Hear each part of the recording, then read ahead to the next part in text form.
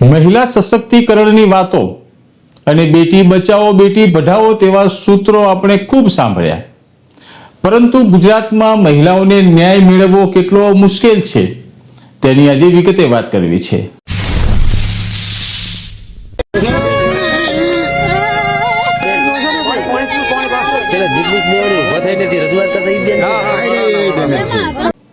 બનાસકાંઠાના વડા કાંકરેજની તેજલબા વાઘેલા નામની પોલીસ બેડામાં જીઆઈડીમાં ફરજ બજાવતી યુવતીએ પાટણની આધાર વુમન્સ હોસ્પિટલના ડોક્ટર કલ્પેશ વાઢેર ઉપર ગંભીર આરોપ લગાવ્યા હતા અને કહ્યું હતું કે મારું ગાંઠનું ઓપરેશન કહીને મારું ગર્ભાશય મારી જાણ બહાર કાઢી નાખ્યું છે અને મારું જીવન બરબાદ કરી નાખ્યું છે।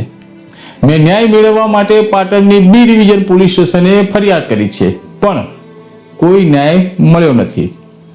ત્યારબાદ આ યુવતી વડગામના ધારાસભ્ય જિગ્નેશ મેવાણીની ભરી સભામાં જાય છે અને ન્યાય મેળવવા ભરી સભામાં માંગ પણ કરે છે।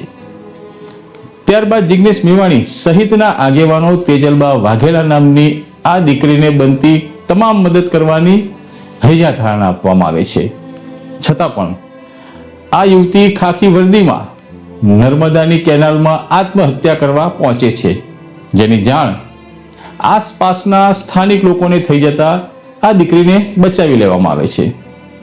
ધારાસભ્ય જિગ્નેશ મેવાણીએ પણ બનાવની ગંભીર નોંધ લઈ પોતાના સોશિયલ મીડિયાના એકાઉન્ટમાં વિડીયો બનાવી રોષ ઠાલવ્યો છે અને આ દીકરીને ન્યાય નહીં મળે તો પાટણમાં આંદોલન કરવાની ચીમકી પણ ઉચ્ચારી છે અને પાટણ પોલીસ ઉપર ગંભીર આરોપ પણ લગાવ્યા છે।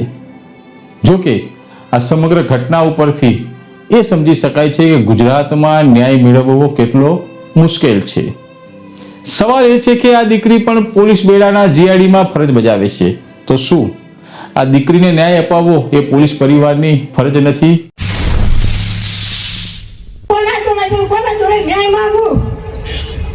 મારે બસ જિગ્નેશ સાહેબને હાથ જોડે વિનંતી કરું કે મારે ન્યાય જોડે મારી જિંદગી બરબાદ કરી નથી સર।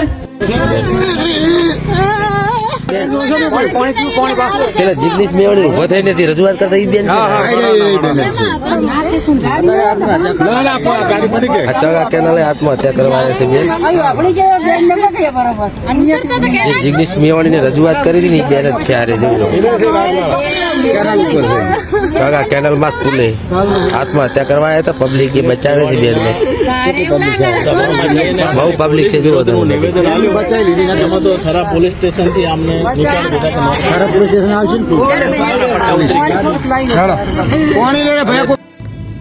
મિત્રો, અત્યંત ચોંકાવનારો કિસ્સો સામે આવ્યો છે। 6 ડિસેમ્બરના દિવસે થરાદના મારા જાહેર કાર્યક્રમના મંચ ઉપરથી કાંકરેજ તાલુકાના થરા વિસ્તારની એક દીકરી જે જીઆરડીની જવાન છે, મહિલા પોલીસ કર્મી છે, અને મંચ ઉપર આવીને ફરિયાદ કરેલી કે થોડાક દિવસ પૂર્વે એક સર્જરી, એક ગાંઠના ઓપરેશન માટે એ પાટણની પ્રાઇવેટ હોસ્પિટલમાં ગઈ હતી। ત્યાં એ દીકરીની એના પરિવારજનોની જાણ બહાર એની મરજીની વિરુદ્ધ એની ગર્ભાશયની કોથળી કાઢી નાખવામાં આવી અને એનું જીવન બરબાદ કરી નાખવામાં આવ્યું। એ દીકરીએ જાહેર મંચ પરથી કહેલું કે આવનારા દિવસોમાં તાબડતોબ આ ઘટનાનો કોગ્નિઝન્સ લઈ પાટણ પોલીસ દ્વારા ગુનો દાખલ કરીને તપાસ કરવામાં ન આવી, આરોપીની ધરપકડ કરવામાં ન આવી, ડોક્ટર સામે કાર્યવાહી કરવામાં ન આવી તો મને આત્મવિલોપનની ફરજ પડશે।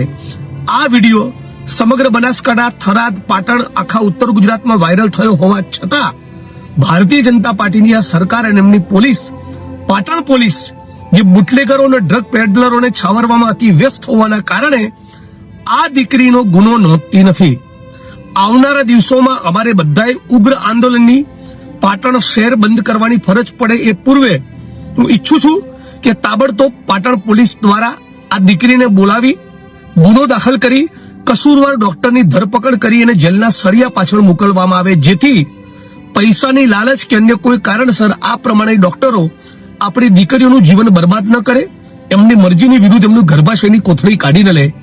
આ પ્રમાણે કોઈ દીકરીની ગર્ભાશયની કોથળી કાઢી લેવામાં આવી હોય, એ દીકરી પોલીસની કર્મચારી હોય, જીઆરડીની જવાન હોય અને એ છતાં એની સાથે આવી ઘટના બને, આપણા રાજ્યમાં કાયદો અને વ્યવસ્થા કઈ હદે કથળી ગયા છે એનો વધુ એક દાખલો છે। હું માંગ કરું છું આ દીકરીની વહારે રાજ્યના પોલીસ વડા, રાજ્યના ગૃહમંત્રી આવે તાબડતોબ ગુનો દાખલ કરાવી 24 કલાકમાં એની ધરપકડ કરે, જે ડોક્ટરના પાપના કારણે આ ઘટના બની છે.